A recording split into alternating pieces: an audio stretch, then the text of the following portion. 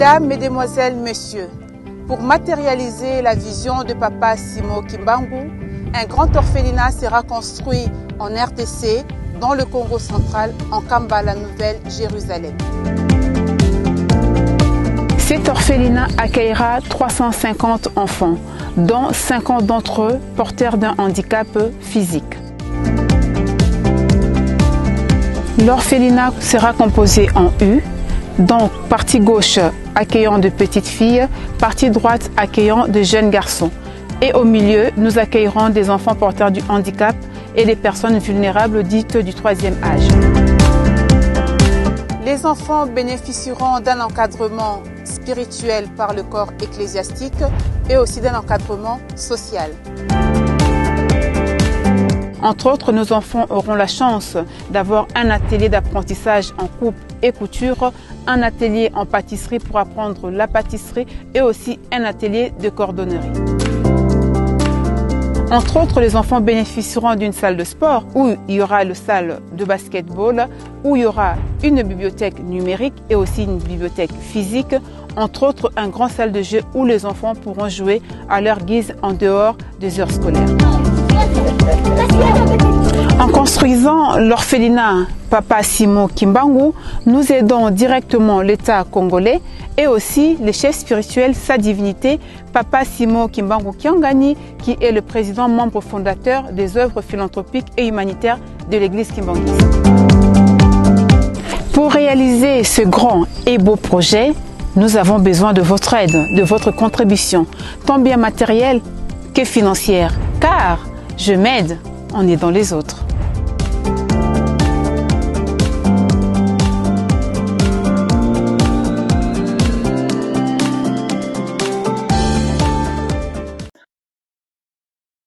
Kolala kolamuka ezali habitude te. Soki lelo tomonani lisusu awa na chaîne na biso ya magazine TV UK, pamba te Nzambe nde mutu abateli ngai na yo po te tomonana lisusu. Yango topesi bino encore une fois. Merci, merci, merci na fidélité na bino, na bolingo oyo bozalaka nango po na chaîne na bino. Vraiment, ba commentaire na bino oyo bo komelaka biso en privé, encouragement na bino oyo bo manifestaka de temps en temps et pas na biso, vraiment ça nous va droit au cœur. Merci beaucoup. Tikete Nzambe na biso apambola bino nyonso biseka bino bozali. Alors lelo tokutami na volume 2 oyo ezali continuité ya émission na biso tosalaki na papa révérend Samuel Ngutila na rubrique na biso ya mituna. Donc ndenge kaka papa pasteur alobaki ete tokozonga lisusu pona kopesa bino lisusu balandi na biso explication nette na oyo etali serment oyo ba parents bakoyaka ko prêter liboso ya nganga nzambe to banganga nzambe. Tant tozali komona nganga nzambe nde bango nde bazali ko représenter yemeyi nzambe na biso papa Simo Kimbangu Kiangani. Alors, pour ne pas monopoliser la parole, nakopesa maloba na révérend pasteur Samuel Ngutila yende akopesa biso explication nini oyo ekosalamaka liboso ete ba parents baya ko prêter serment liboso ya banganga nzambe pe procédure nini ekosalamaka liboso ete biso bandimi tomona baboti na mokona dimanche elongo na bébé oyo kado kitoko oyo nzambe apesi bango. Na yango wana tokosenga na bino ete bolanda pe toko encourager bino ete bokoka kozangisa stylo te, bozangisa moi kaye na bino te pona kozwaka ba note pe ba référence oyo ekopesamaka à travers émission na biso mituna. Merci. O nkombo ya tata mwana pe tata molimo mosanto matondo mingi mama journaliste Nasha Mayimbi na ndenge o pesi biso lisusu tango mpo ete tokoka kozonga awa na kati na émission mituna. C'est parce que demande tosalaki ndenge tukoloba yango tosalaki demande so tokoki kozonga po ete tokoka kolobela likambo oyo tolobelaki ya serment pamba te tolobaki ete na tango na kala mama soki aboti akozalaka na periode ya mbindo. Soki periode esili akoluka mwana ya meme to pe pigeon. Soki akoki mwana ya meme te akokende na ye epai ya nganga nzambe po te nganga nzambe asala nini asengela ye bolimbisi auprès ya tata nzambe. Alors tolobaki ke na tango oyo toza na 4e génération oyo ezali génération ya tata Molimo Mosantu, tata Simoni Kimbangu Kiangani, Mfuma Zulu ye ntoto, le patron ya 4e génération, yende moto azali kokamba 4e génération oyo. Alors période oyo toza susu na période oyo ne totangaki na Lévitique oyo babandai kosala ba sacrifice ya makila. Tango tokosala ka sacrifice ya makila te, mais nyoso makolekelaka na molimo. Ya mwana soki mama akokisi période na ye ya 3 mois, akokamata kaka mwana bango mibale na mobali na ye bakokamata mwana bakoya na ye na ndako na Nzambe po te nganga Nzambe apambola mwana. Kasi tolobaki ete ezali na serment oyo ekosalemaka. Alors potoko makuna avatoko makuna tongi toloba boye. Likambo oyo tokoloba, je pense que aussi prendre batu ebele pambate batebele bayoka yango te bamona yango pete. Kasi poyete ba parents to ba boti bamema mwana na ndako Nzambe le dimanche bakoyane kaka ndengwana te ke dimanche yaye kaka kukulu le bana kikongo kukulu aye boyene ndeke bayepo bayambisa mwana na ndako na Nzambe te. Eza na procédure oyo kosalemaka avant le dimanche, c'est-à-dire soki tokomi samedi ba parents bakoya na bureau ya Lingomba na paroisse po ete bako wakosolola nganga Nzambe mpo ete babongisa programme oyo bakosalela le dimanche na tango bakokoma na cérémonie ya koyamba mwana. Alors likambo oyo tata Samuel ya lobi mingi bolobaki tata Samuel makambo so ezwi yango wa papa Sami vraiment exagéra ka makambo to mona yango te na kati na Lingomba na biso. Yango wana avato continuer tokota na mozindo na kotika bino nanu pona kolanda video oyo. Ezali video ya papa Ntsongia Nzila, papa Andre Mbenza Kiangani, papa Mfumwa Mbanza. Epai aza kolobela biso makambo etali ya koyamba bana procédure nini oyo kosalemaka avant baboti baya na mwana na ndako na Nzambe le dimanche. Alors nakotika bino tolanda papa Ntsongia Nzila, papa Andre Mbenza Kiangani, tata Mfumwa Mbanza na mai oyo alobi biso bongo naza kozongela te.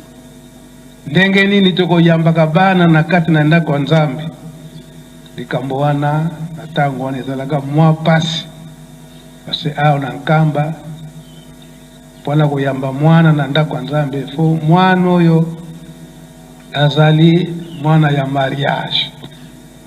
Tata na mama baza na kati na mariage, mwana wana bakoki koyamba ina ndako Nzambe. Pe makambo nyonso wana avant tata na mama baleka na ndako Nzambe koyamba mwana balekela na ville sainte soit na direction ya Lingomba ko remplir ba condition nyonso wana. Soki brusque makaka mwana bokoti na ndako Nzambe mwana wana koyamba mate.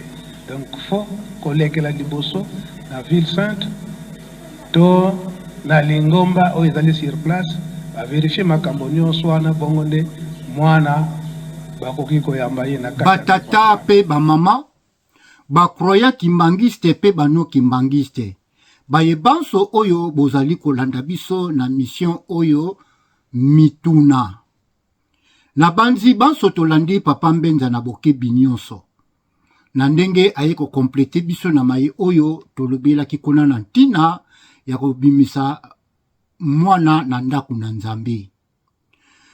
Na yebeke mingi kati na bino sima ya kolanda maloba wana bakoki mituna koloba me baboti bango bakokenda bango bakobimisa mwana na ndako na Nzambe. Bongo samedi lisusu koleka na biro ya Lingomba bakinisu kosala nini? est-ce que ça a vraiment une importance? Batata la maman tant que nganga nzambe na ko sabino que oui, ezali vraiment important. Ezali na mutu ya makasi ete baboti baleka liboso samedi na bureau ya paroisse pour bakende solana nganga nzambe. Pourquoi? C'est parce que na mukolo wana bakosala serment liboso ya tata nzambe, bakozwa engagement, bakolapa ndai liboso ya nganga nzambe. Tobi nganga nzambe kasi nganga nkisi te, nganga nzambe bakende zwa engagement. En plus engagement na bakosala wapi na kati na ndaku na nzambe, tobi ndaku na nzambe. Yangwana avato kota na muzindo pamba tele kamzo lila nini serment to engagement oyo baboti bakozwaka. Avato leka na kozonga tozongo mo muke na video oyo ya liboso to salaki mikolo mileki. Ce qui to landi malamu to komona eke mama journaliste atilaki moi extrait ya muke e pa inganga nzambe azako yamba mwana. Tokomona kuna ba couple mibale bayaki na bana na ndaku na nzambe po nganga nzambe apambola bango.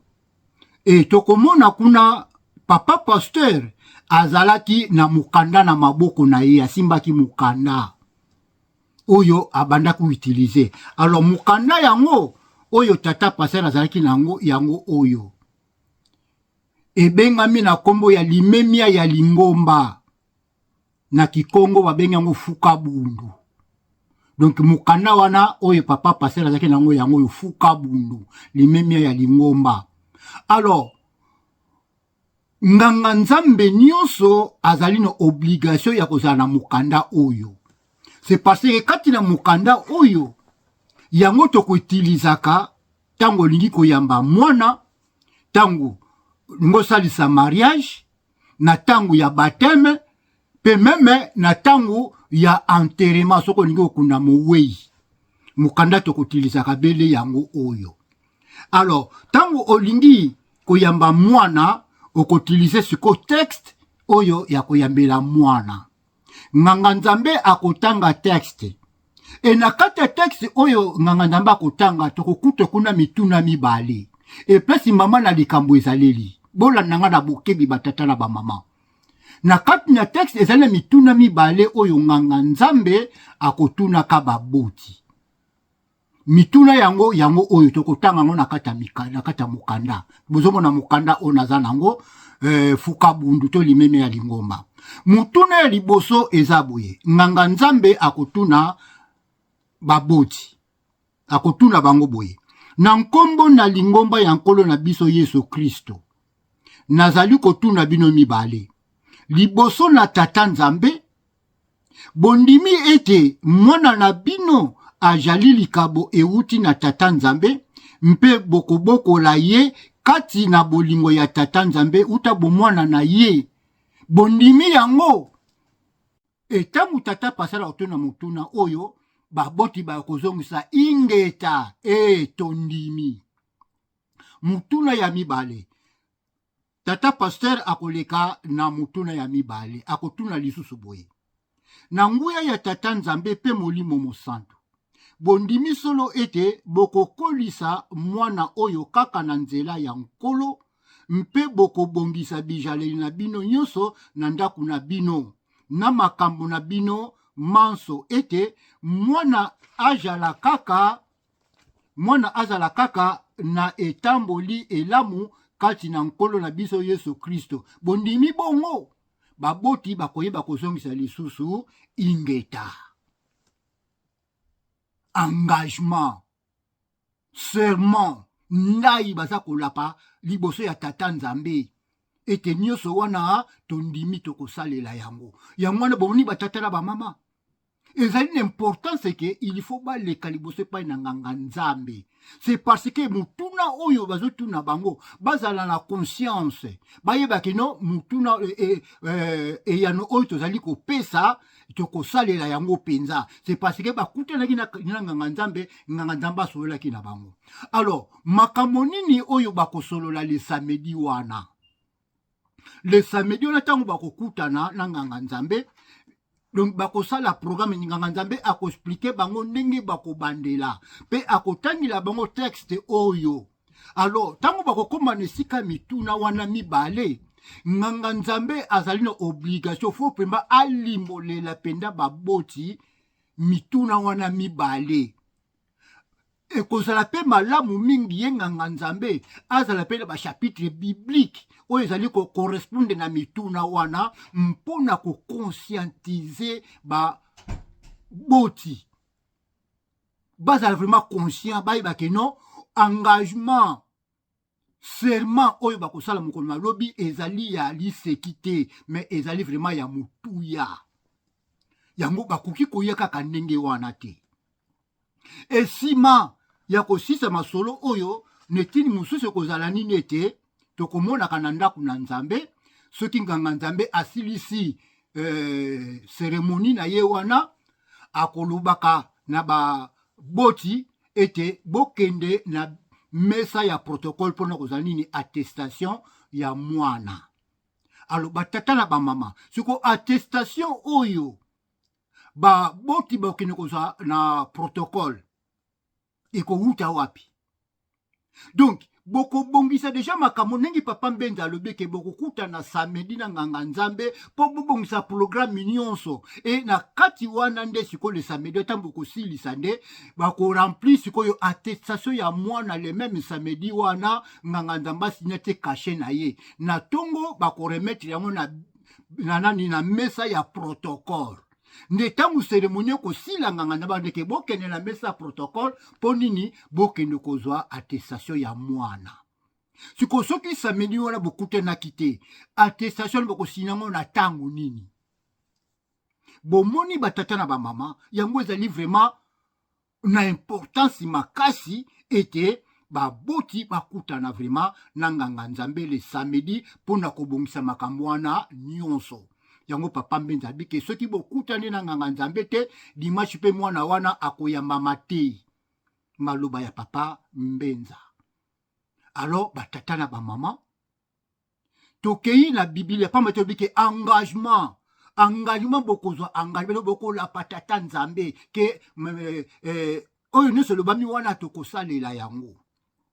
Toke na Biblia toke kotala na mokanda ya mokanda liboso ya Samuel chapitre 1 verset 1 à 28. Donc 1 Samuel chapitre 1 verset 1 à 28. Kuna pa itoko kuta lisolo ya nani ya mama Ana. Mama Ana bandaki kobota te akendaki na Jérusalem akotaki na tempelo anaki kosambela pe kolela. Alors nganga nzambe monene azalaki wana Eli tango amonaki bongo abanzaki nini ke Ana azalaki kolela nde albaki na Ana bino mama aweze sika ya komela masanga te ya kolongola masanga te so longolanga masanga bima na libanda nde Ana ayikola bite na lango masanga te kasi naza na mpasi yango nazo kolela kosenga nzambe soki akoki kopesa ngai mwana nde asalaki seulement alapaki asengaki alobaki na nganga nzambe ete soki tata nzambe apesi ngai mwana ya mobali nde na kopesa ye na maboko ya nganga nzambe po ete azala mosali ya tata nzambe alakaki apesaki elaka ande nganga nzambe Eli ayebaki kobaleke likambo te tika nzambe akokisela yo esenga na yo nde tangu pe Ana azongaki na mboka na ye azwaki pe zemi ayepe kobota mwana mobali yango monike ye na mobali na ye etana bayebaki kopesa mwana wana kombo ya Samuele na Bible bakomi Samuel mais ezalaki vraiment kombo na ye vraiment Samuele oyo tata ekana na mama Ana bapesaki mwana ezalaki Samuele, c'est-à-dire message transmis message ekomi na destination nango nengo libondeli na nga nasalaki ekomaki enzamba apesi nango eyano Samuele likambo ekomi na destination nango ye kutu mama Ana tangu kaka aboti mwana mariaki bebe ayaki la ye epa ya nganga nzambe pa ya Eli mais Eli atabite azana no mwana muke zonga na ye nanu akola nanu mwa muke soka pusani bongo oya na ye. Alors Ana akokisaki elaka na ye oyo alakaki epai na tata nzambe. Tangu mwana pusanaki nde akamataki mwana ayaki kopesa na maboko ya nganga nzambe. Lelo totanga pe na kati na Biblia ke tata Samuele nganga nzambe monene. Alors ceux qui tokika sur la Biblia la mukanda ya mosakoli to Ecclésiaste chapitre 5 verset 4 à 5 kuna bazolo bana biso ndeke keba likambo wana soko yebike ekokoka na yo te kolaka te. Balbi ezala teke oyo na bosanaki te yango wana ekosengaka ke ba boti bakutana na nganga nzambe mpo ete ezala te lobi mwana soko atenge babeke atenge mutuna batuna kinga wana kaka basoinga pie levi kutuna yebaki na ngate na répondaki kaka yango na tamba kutendia samedi nganga nzamba sololi na bango a conscientiser bango titango bazolo ba ingeta baibike no engagement oyo tozozwa tokosala ngo ndenge mama Ana a salaki donc alakaki pe akokisaki elaka na ye. Donc lobi soki mwana apengwi makala wana ozala mutu ya tata na mama pamba te bango bazwaki engagement ya ko batela mwana ya kobokola mwana na nzela ya tata nzambe balakise nzela ya tata nzambe. Bakongo balobeke mwana fioti nakabwaka ntsuki tumbu kwa banani kwa bamuta nde batata nanga ba mama na ngai oyo tobongisaki nde yango wana. J'espère que biso baso to comprendre tina nini ke baboti il faut bakende liboso samedi bakutana na nganga nzambe. C'est parce que bazali na engagement seulement oyo bako prêter yango il faut bazala conscient bamona nganga nzambe asolola bango. Alors pona kosilisa pona lelo ndenge tolobaki yango conclusion na biso ete biso lelo na lekimbangisme to bakimbangiste to memaka lisusu ba nyama te to ba pigeon te to tosalaka ba sacrifice ya makila lisusu te. C'est parce que tozali na 4e génération oyo patron nango ezali tata Simon Kimbangu kiangani tata Molimo Mosantu yende mutazali kokamba yango. Tozali kati na nouvelle civilisation. Lekimbangisme, nouvelle civilisation. Yango tolobaki kuna yeke nzembo tokoyembaka biso tokotambusa mokili oyo na lolenge ya sika ya nani ya tata Kimbangu. Yango wana batata na bamama oyo tozalaki na yango pona kopesa bino na mutuna batuna ki biso pe pona kopesa continuation na mutuna wana nde yango oyo.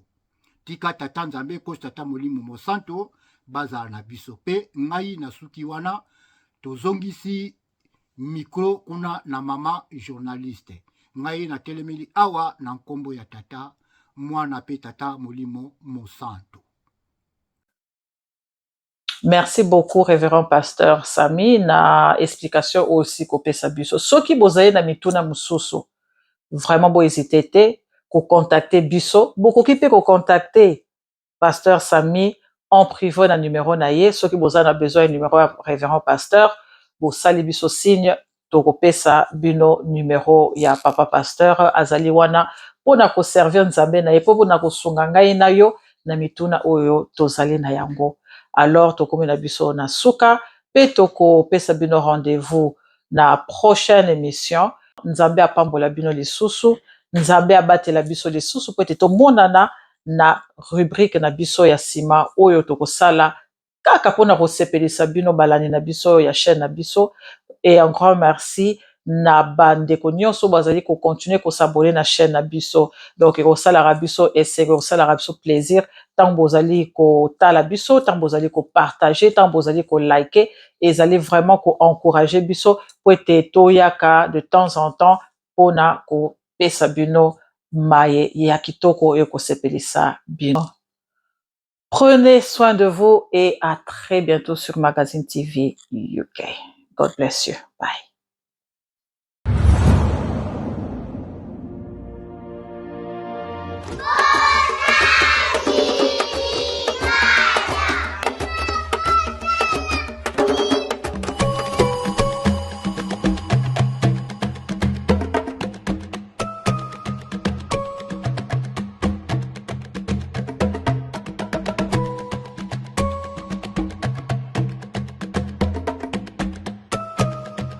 toza na chantier na Kimiala oba kotonga orphelina pene pene nzanza bisadi chantier wa Belgique ni la jeunesse au bois qui nous supporte dans la distance et l'eau toujours tonga si la papa yako projet de pierre on peut dire